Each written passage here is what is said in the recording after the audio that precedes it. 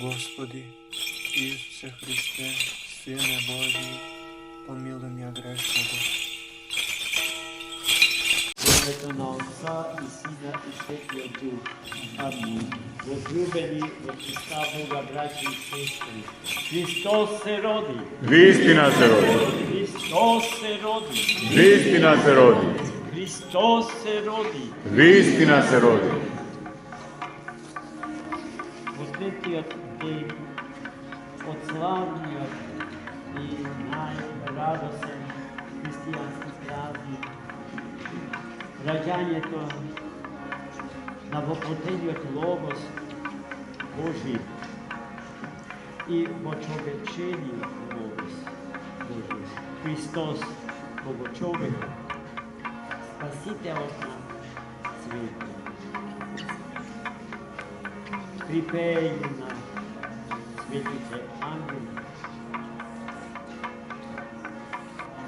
кои што возвестија слава на Бога на висина, на земјата и препорача и посака мир, а меѓу луѓето добра волја. Денес Светата Црква Божја во диптихот на светите го има запишано со златни букви светиот апостол, првоначеник и архидиакон Стефан Ерусалимски. Значи, тој е пред се апостол, бидејќи му е верен и доследен ученик на славниот и најљубениот Равуни, учителот на сите, Христос, и распространувач на божествената вистина,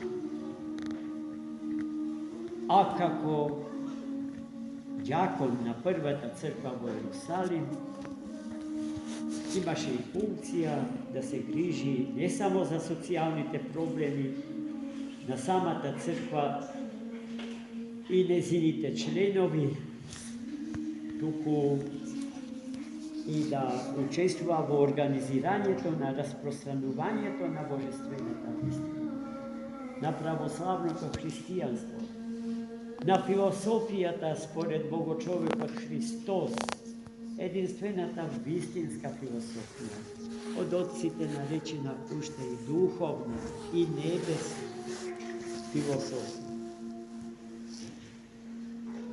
И сето тоа тој можеше да го прави заради исклучителната образованост, просветеност и осветеност на својата личност. Светиот архидиакон Стефан беше евреин по крв. Им припаѓаше на оние високи интелектуални кругови во еврејскиот народ, кои што до тоа образование стигнаа студирајќи на славниот, еден од најстарите универзитети на светот, универзитет во Александрија. Евреите во Александрија, заради доминантноста на грчкиот јазик, пополека почнуваа да го забораваат својот мајчин јазик и се онеспособуваа за читање на старозаветните библиски текстови на својот еврејски јазик, поради што светите 70 толкувачи на Светото писмо беа замолени да го направат преводот на Стариот Завет од еврејски на грчки јазик. Свети Стефан, веламе, еден од тие врвни интелектуалци на својата епоха, кои што подеднакво добро владеја и со еврејското библиско наследство, и со грчкото философско наследство. И бидејќи беше надмокен интелектуалец, со кого што во спор влегува неговите по тело крв браќа евреи, исто така со високо образование, но не со онаа височина, во оној обем стекнато како што со кој што располагаше младиот ерусалимски џакон. Го нарекуваме архиџакон, бидејќи тој е прв ракоположен џакон од првиот епископ на првата црква во Ерусалим, Јаков, братот Господ. Тој ја имаше таа голема одговорност за иднината на Светата црква Христова. Во спорењата, интелектуалните конфликти помеѓу Свети Стефан и од законот на Стариот Завет заробените еврејски интелектуалци, тие не можеа да се надеваат на некаква победа над него и во неможност да ги побијат неговите тези, храбро, бестрашно, возвишено и длабоко толкување на библиските текстови и живо познавање на Христа Господа, живејќи во близина на Пресветата Богомајка. Тој беше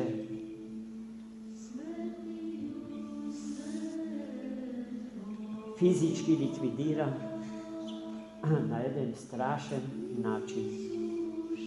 Откако евреите во Ерусалим доживеа тежок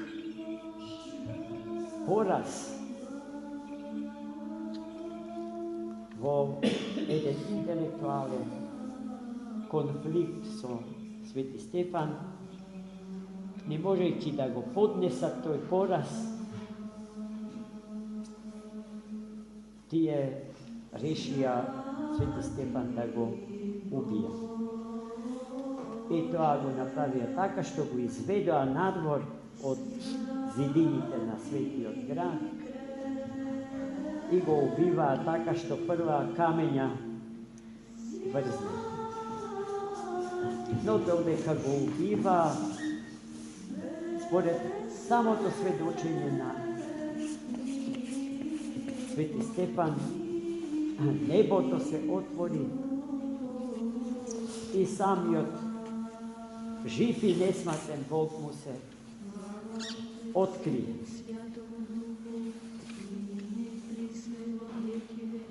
И така, пополека, губејќи го во земниот живот, за сметка на вечниот и небесен живот, тој го молеше Бога за своите убици. Го молеше Бога да не им го земе убиството за греф, туку да им прости. Во историјата на Светата Црква Божја, ова е прво убиство, прво мачеништво во крв, прво одземање на човечки живот заради Христа Господа. Затоа Свети Стефан, покрај тоа што го викаме апостол на Светата Црква, го викаме и прв маченик на Светата Црква Божја и нејзин архиџакон. Додека го убива, евреите истородни по крв, сведок на таа убиство беше едно малечко дете по име Савле, и да го раздадам тоа што телото ќе ги својим, држи да позволам телото да не изгори, што ме рувата убива, на светиот архидиакон Стефан, љубовта но е како добротрпелива, убеден полна со добрина, старозаветник љубовта и решен, изнесува, како што одрастуваше и владееше со огромно на ерудиција и енциклопедиско знаење, добиена во контактите со големиот Гамалаил, се извинува, во еврејски теолог се и се надева, философ од вториот трпува.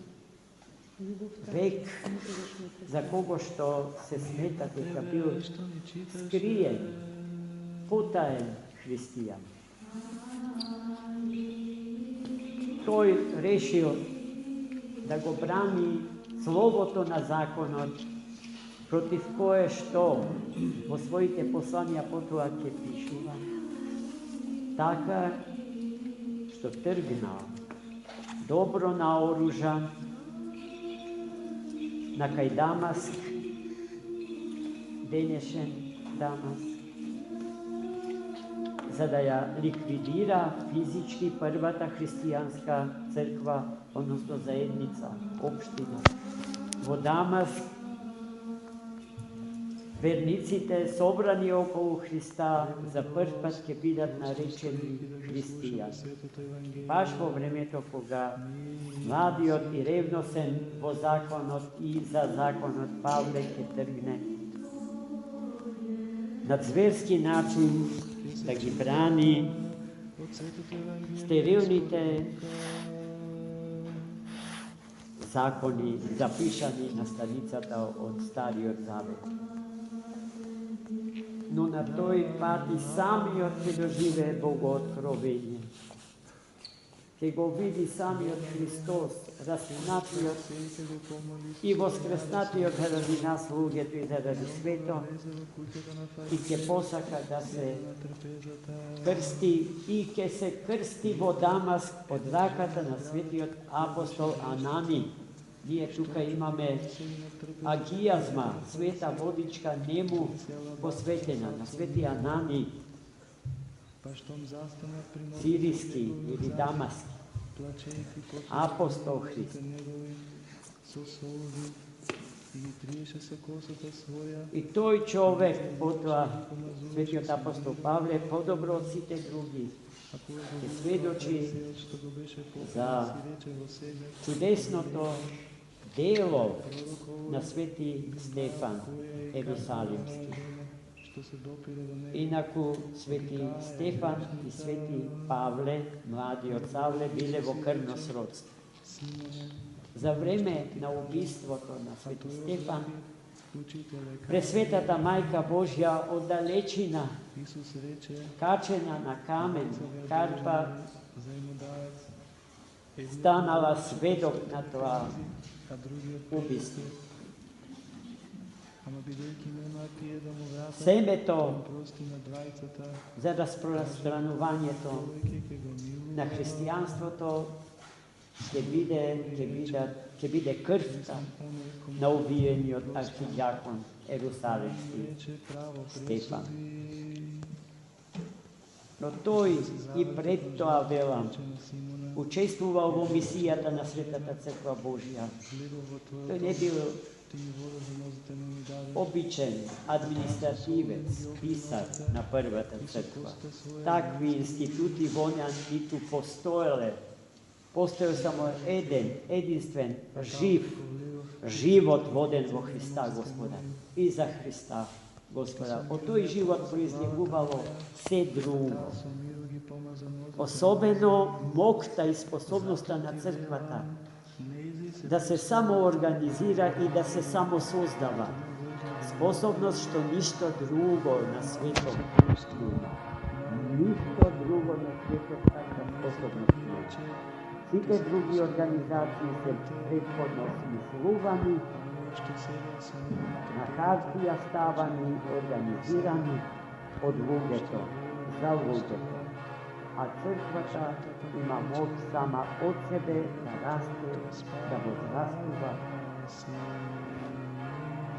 Имајќи го Христа Господа за квасец и за сол, Квасецот кој што нарастува и солта кој што чува од расипување.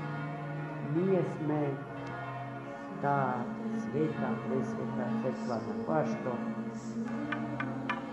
и портите на адот не ќе им одолеат. И тоа треба да не прави радосни, силни, бестрашни и поносни, но не и горки се радосни.